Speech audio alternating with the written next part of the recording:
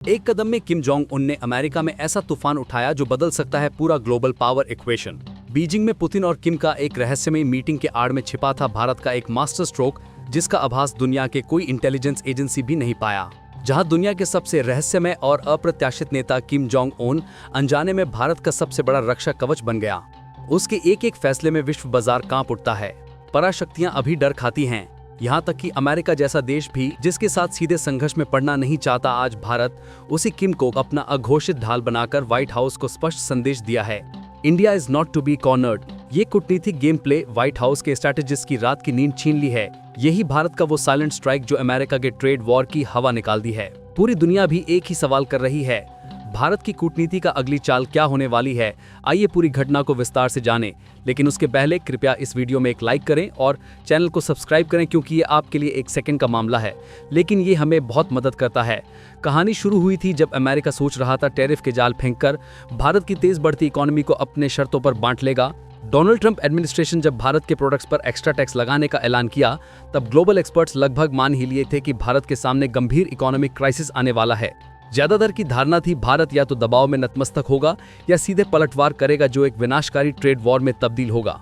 लेकिन एनालिस्ट एक बात भूल गए थे, ये अब 2010 का भारत नहीं है, ये 2025 का भारत जो मसल पावर से ज्यादा ब्रेन पावर पर विश्वास करता है। भारत ने चुना ऐसा एक रास्ता जो कोई कल्पना भी नहीं किया। पर्दे के पीछे सजाया गया एक ऐसा डिप्लोमेटिक गेम जहां हमेशा भारत का मुख्य प्रतिद्वंदी के रूप में जाना जाने वाला चाइना अचानक अमेरिका के अग्रेशन के खिलाफ भारत के साथ खड़ा हो गया। जो चाइना हर इंटरनेशनल फोरम में भारत के रास्ते में कांटे बिछाता था, आज वही चाइना अमेरिका के टैरिफ इशू में भारत की भाषा में ही बात कर रहा है। आप इसे ग्रैंड स्ट्रैटेजी कह ही सकते हैं। यहाँ इस्तेमाल किया गया वो पुराना नीति, दुश्मन का दोस्त दोस्त, लेकिन एक नए अंदाज में। लेकिन यहाँ कहानी का नया मोड़ बाकी था। भारत जानता था सिर्फ चाइना का सपोर्ट अमेरिका को पर्याप्त दबाव में नहीं डाल सकता।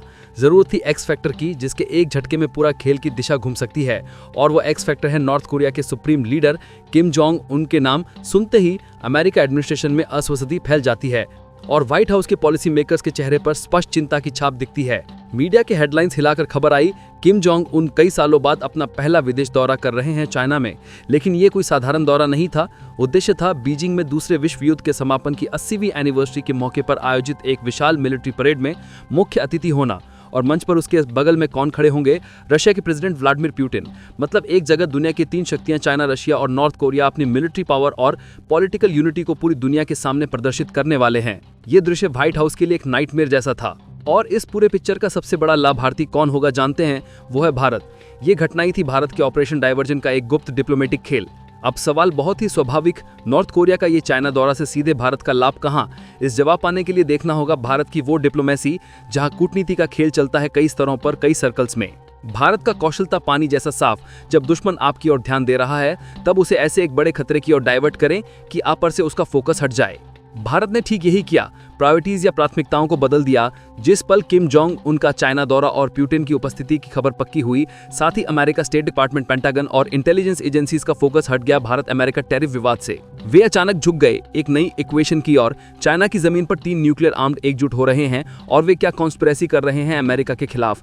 भारत ने इस मौके का इस्तेमाल किया, पीछे के दरवाजे से अमेरिका को संदेश दिया, अगर टैरिफ का दबाव बढ़ता रहा तो भारत भी मजबूर होगा अपने इकोनॉमिक और स्ट्रेटेजिक फ्यूचर के लिए नए अलाइड ढूंढने।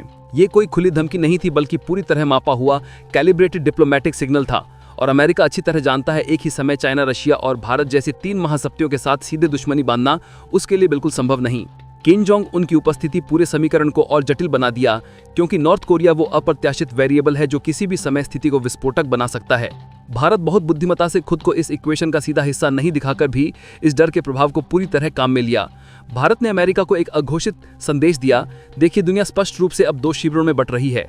हम अभी न्यूट्रल में खड़े हैं। अगर आप हमारे हितों का सम्मान करें, हम आपके साथ हैं, वरना हमारे लिए दूसरे दरवाजे भी खुले हैं। यही भारत की मल्टी अलाइनमेंट फॉरेन पॉलिसी का एक असाधारण उदाहरण, जहां भारत एक शिविर में बंधा नहीं रहकर सबके साथ अपना नेशनल इंटरेस्ट सुनिश्चित कर रहा है। इस पूरे प्रोसेस में नॉर्थ कोरिया भारत का अघोषित रक्षा कवच बन गया, क्योंकि नॉर्थ कोरिया की असली ताकत उसके न्यूक्लियर वेपन्स नहीं, बल्कि उसकी वो अनोखी क्षमता है अमेरिका को लगातार डिप्लोमेटिक रूप से व्यस्त और अस्थिर रखना। नॉर्थ कोरिया एकमात्र देश जो खुलेआम अमेरिका को चैलेंज कर सकता है और परिणाम की चिंता किए बिना उसे जारी रख सकता है। ठीक इसी डर को भारत ने अपना ढाल बना लिया।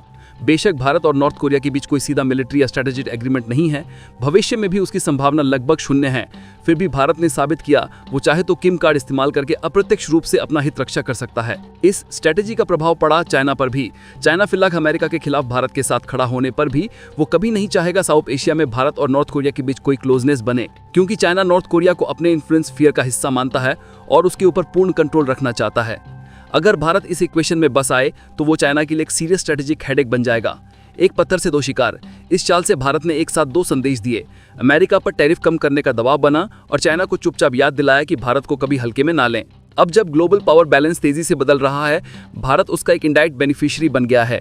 ये निस्संदेह पाकिस्तान के लिए एक डेंजर बेल है, क्योंकि भारत अब ऐसी पोजीशन में पहुंच गया है जहां से वो चाहे तो मिसाइल टेक्नोलॉजी ट्रांसफर नेटवर्क को बाधित करने के लिए अप्रत्यक्ष रास्ता ढूंढ सकता है। अगर भविष्य में भारत रशिया और चाइना के माध्यम से नॉर्थ कोरिया पर दबाव बनाने में सक्षम हो कि वे अब पाकिस्तान को कोई मिसाइल टेक्नोलॉजी ना दें, तो पाकिस्तान का पूरा न्यूक्लियर और मिसाइल प्रोग्राम एक अपरिवर्तनीय क्षति के मुंह में पड़ जाएगा। इस जियोपॉलिटिकल उथल-पुथल का सबसे बड़ा और दीर्घकालिक लाभ हो रहा है भारत की इकोनॉमी में।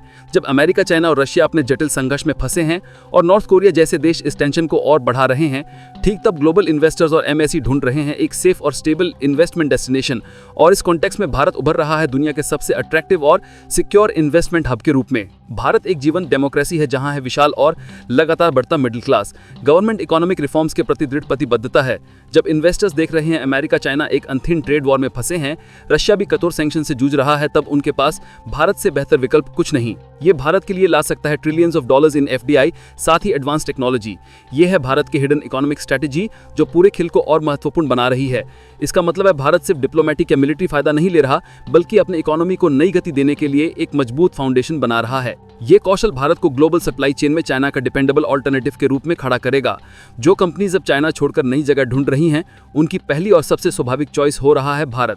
ये भारत के आत्मनिर्भर अभियान को और गति देगा। संक्षेप में कहें, भारत ने एक भी गोली नहीं चलाई, एक भी अग्रेसिव स्टेटमेंट नहीं दिया, फिर भी अमेरिका जैसे महाशक्ति को उसके टैरिफ डिसीजन पर रीथिंक करने के लिए मजबूर किया है। तो देखा ना, एक भी शब्द में युद्ध घोषणा किए बिना, एक भी मिसाइल छोड़े बिना भारत आज ग्लोबल स्टेज पर ऐसा एक चाल खेल रहा है कि अमेरिका जैसे सुपर पावर भी रीथिंक करने के लिए मजबूर हो रहा है। सवाल एक ही बचा, भारत की ये साइलेंट डिप्लोमेसी और स्ट्रेटेजिक डाइवर्जन क्या सचमुच अमेरिका को टैरिफ हटाने के लिए मजबूर करेगा?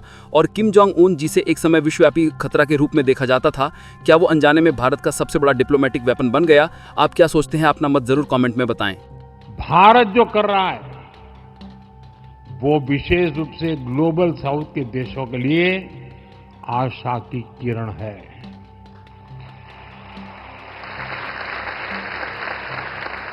भारत अपने डिजिटल इनोवेशन से दुनिया में डिजिटल कोऑपरेशन और डिजिटल पार्टनरशिप बढ़ाना चाहता है, और इसलिए हम अपने एक्सपीरियंस और ओपन सोर्स प्लेटफॉर्म दोनों को ग्लोबल पब्लिक गुड के लिए शेयर कर रहे हैं।